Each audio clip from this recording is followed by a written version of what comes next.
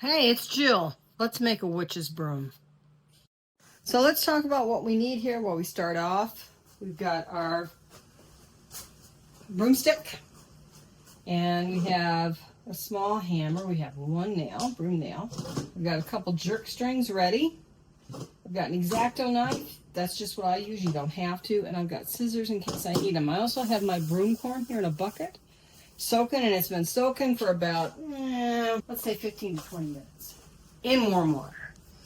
And then we have the setup. That's a very old chair. I like a straight back chair when I'm doing this, and that's my spindle. You see I've got orange on here. So let's get going. Okay, so the first thing we want to do is we want to tie a knot that slips on the long end. So what I'm going to do is I'm just going to do an overhand knot on the end. Bing. So you can see that that slides on the long part of the string. Okay, so what I'm going to do is I'm right-handed. So I need my broom corn to be underneath my table. I can't really see my table, but all right. And so I'm going to start by tightening up I'm like a little bit too loose here. That needs to be tight on my spindle, and then I'm going to wrap 3 times. All right, so I'm going to wrap this 3 times. Now I will say this with this broomstick, lovely broomstick, it is hardwood. And that means that you might have to take a drill and put a little pilot hole in it before you put the nail in it, because it was hard for me to get that in. And if it's softer wood, it doesn't. But okay, so let's see if we can try this again. What I want to do, I'm going to put an underlayer in here, so I'm going to crease that right before the actual, what are we going to call that? This is knurl, has a neck, right? So we're going to put a crease in there. Now you can add them by 2s if you want, but at this point, what I want these to be done is that connection there from the stem of the actual broom corn. I want that crease to be above that, okay? And I'm going to add in 2s. I think mostly just because I'm used to doing that. So I'm going to add them in there, and I'm going to crease them. I'm going to add them in there, and I'm going to crease them. Like I say, I want to be on top. I don't want to be right there because I don't want it to break. All right, so then I'm always going up. And I'm going to go around for 3, and we're going to make a round broom, which predates the flat shaker broom. It's traditionally used for sweeping in corners. Okay, so there's one row of this. So now we're going to do a second row of this. And you'll notice that this is slightly, I want to put that right on top of that because I don't want it to show, slightly discolored. And that's because I've got it in the bucket with some dyed black and dyed green. So if you, like I say, it doesn't matter because I'm going to cut this off anyways. But if you don't like that, then you need 2 buckets. One for your natural and one for your dyed. So we're going to do the same thing over again. So this is my second row of this. So I put it in, and basically what I'm doing is turning it and putting some pressure on it with a string, okay? Let go a little bit more pressure. So I got some black ones out there too. So what I think I'm going to do on this is I have solid black broom corn that I've dyed up. That's knurl. And I have green tips and tails. And so I think what I'm going to do on this one is I'm going to alternate those 2 colors. So once again, this is my second row, just going all the way around, okay? And I'm going to go at least 3, and I could go 4 if I wanted. So I'm just bringing it around and pulling it. And if it's, I always want to be here in my lap. I don't want it like be down here. So remember, it's like driving a horse. Keep the reins in your stomach. same thing here. All right. So now what I'm going to do is I'm going to trim all this stuff off. So this is where that X-Acto comes in. All right. Now some people will save this for using for plating. I don't. I use reed. That's just because I come from the basket maker mode of things. And I have access to it. Plus, I think it dies up better. And for me, it's easier to handle. But, like I say, I come from a basket making background. So, what I'm going to do now, I've got that all trimmed up.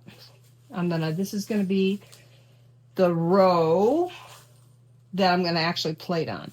I'm not sure how many of these I can get. If I go every other one, that's going to be an even amount, and I know that I need an odd amount. So it may be that I end up with 2 green or 2 black, depending on what happens here. But let me get some green out. Waiting on me. Now, I want these to be long because I'm going to braid with them. So I need to have long knurls. If you have little short stubby guys, save them for something else. Okay? So, I know that I'm just going to do green and black. Now, usually what I would do, because I'd be working with natural, I would put 2 in after I started with 1. And the reason I would do that is so that I didn't have to worry about having a odd amount. I gotta have an odd amount or the plating won't work. So I'm picking through here and getting my prettiest long knurl for this that I have all wet. So bear with me.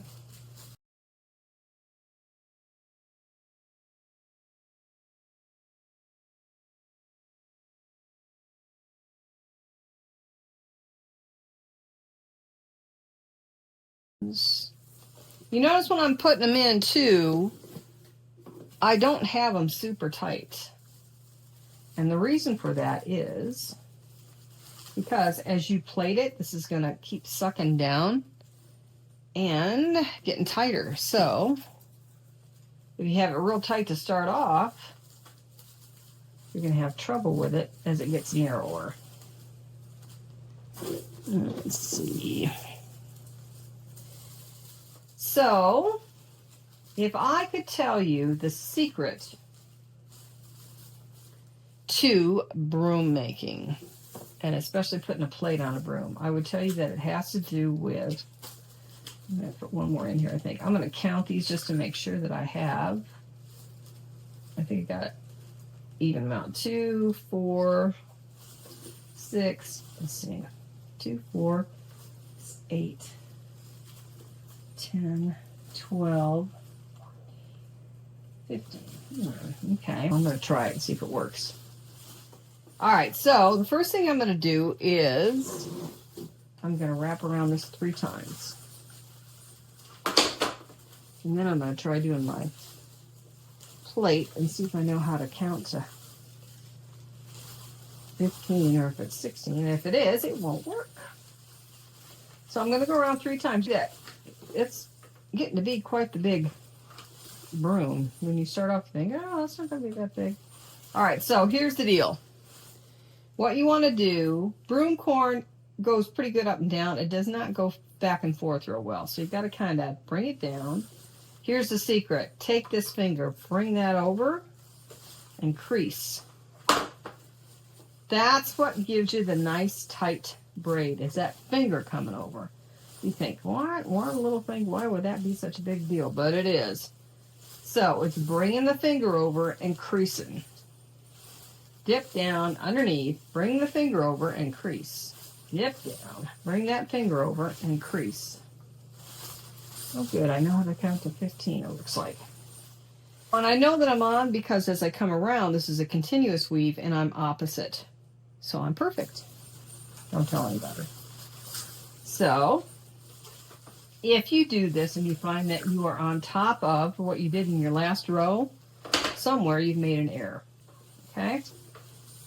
Now, here's the thing about making plated brooms. they're wet. And that means that your leg is going to be real wet too by the time you're done. So it's good to wear some kind of an apron to keep that wet off you. Okay. And because I've soaked this for about 15 to 20 minutes in warm water, those stalks are real supple. If I hadn't, they would be snapping on me, which is not what we want today. And sometimes, just like when you have a bad piece of reed, sometimes you just have a stalk that's not going to cut the mustard. And sometimes they bust. And all you do is just lay an old piece on top of it and keep going. Hopefully that won't happen. I'm doing this, but that's how that works. I think I'm going to change my angle so you can see this a little bit better. Okay. I'm just going to watch where my spindle's at. All right. So once again, under, pull that finger over, and then crease it. So I'm glad I opted for the pumpkin on the nylon, I think. It's a good contrast. So if you wanted a good upper arm workout, you'll get one with this. All right, so that one is telling me when it starts cracking like that, I think that is going to be the end of it. And I only got a little bit left here.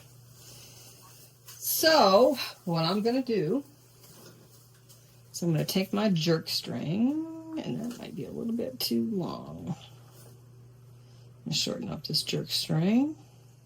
The reason why you want it relatively short is because you want to jerk it quick through there. And if it's long, sometimes it catches. So we'll tighten that up a little bit. All right, so I am right-handed, so I want the nut on the right-hand side. I'm going to lay that down there. And then I'm going to wrap the whole thing about 3 or 4 times. Keeping it nice and snug. I don't want it on top of it. I want it to keep going that way. So this is my third wrap.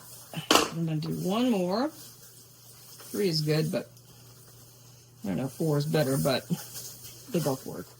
All right, so now what I'm going to do is I'm going to hold the tension here with my thumb. And I'm going to take either, I don't know exactly what it is. I'm going to cut it down here. All right, and then I'm going to switch thumbs because I still want to hold that tension. Here's my loop, right? I'm going to take that tail through the loop, and then I'm going to come back over here where my knot's at, and I'm going to jerk it through. Okay? Hence the jerk string. So it doesn't matter what you use.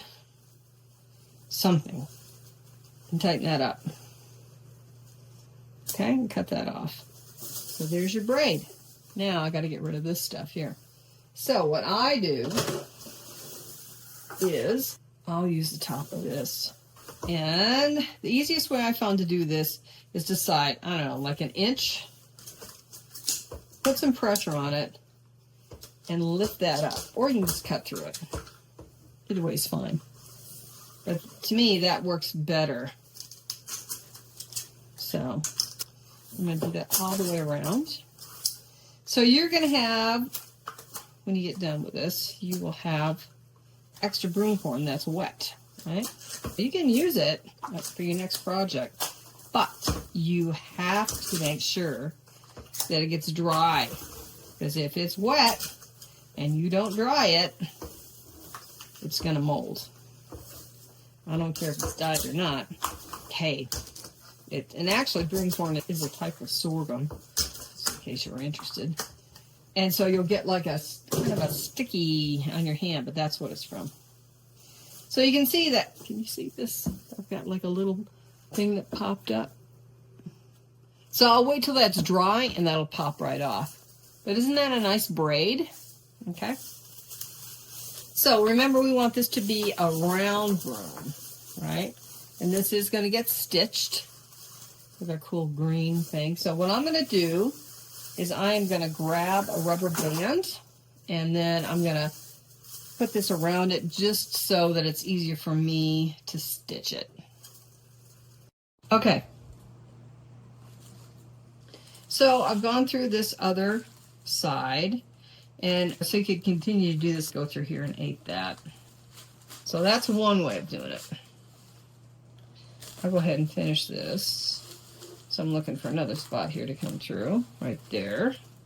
And this works well here too, but it works really good for cobwebbers. And all I'm going to do then when I think, oh yeah, no, that looks done, is I'm going to pull it through, and then I'm just going to cut it off. All right, so that's one way to do it. And then I'm going to show you the other way. So I need to get my leftover. And one thing I will say is that really tightens it up. Okay, so if you want a real tight one, that worked well. So I'm going to do another one. And I would rather be generous than not have enough. So I'll do an arm's length 2 times. How's that? And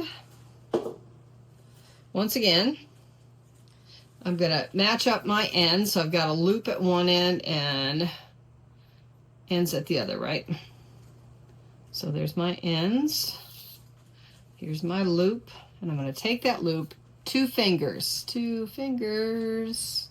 and I'm going to put those 2 fingers together. So that gives me a lark's head. All right? Nice hands.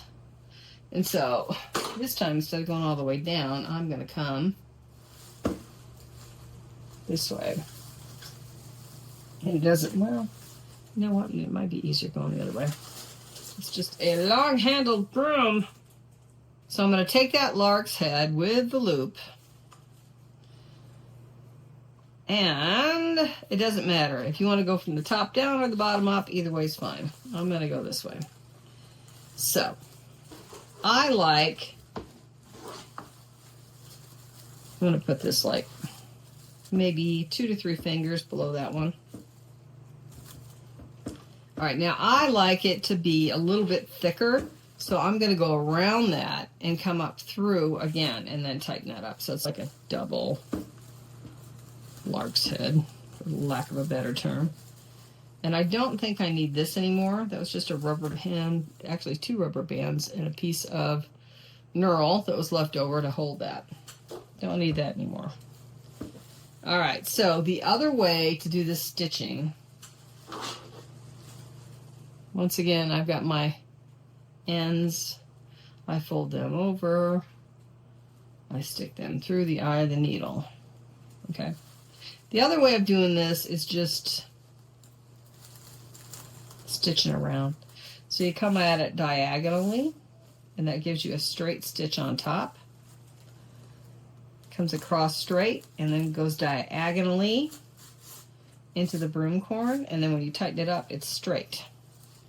And however much you want to stitch is kind of your determinant of how far apart you want them. But it's a straight stitch, so the diagonal is underneath. Now let's say you wanted to do a cross stitch, which you can do, and that would be opposite. When you're taking your stitch, you'd want it diagonal across the top. And I'm not going to do that, but that's one more thing. So you could go like right to left all the way around and then come back left and then on top of it, and then you're going to have like a cross stitch. I tend to be more just a stitch is good. And I'm going to finish it the same way. I'm just going to bring it through the center and cut it off. And you can see that this one probably seizes it up more. But they're both pretty. It doesn't take long to stitch down a broom, especially a round broom. And then I'm just going to go through the center, pull it through, and cut it off. Yeah, you got some extra string that you didn't use, but it's better than not having enough. So you could, if you wanted, you could do another one. You could do it in different colors. Whatever you want to do. Here's my broom. Yay! Here's my broom. Now, you can see on the bottom it's pretty rough looking. So this is up to you. Do you want it aerodynamic? Do you want it straight across? What do you want? Now with me, and this is totally up to you, I don't like that. So I'm going to trim that up some. I still look at like it looking kind of witchy, but I don't like that super hair look there hanging out. Looks like they need to go to the hairdresser like me. Anyways, you can do whatever you want. That, to me, that's a little better. Like I say, you can go straight across if you want. But there she is.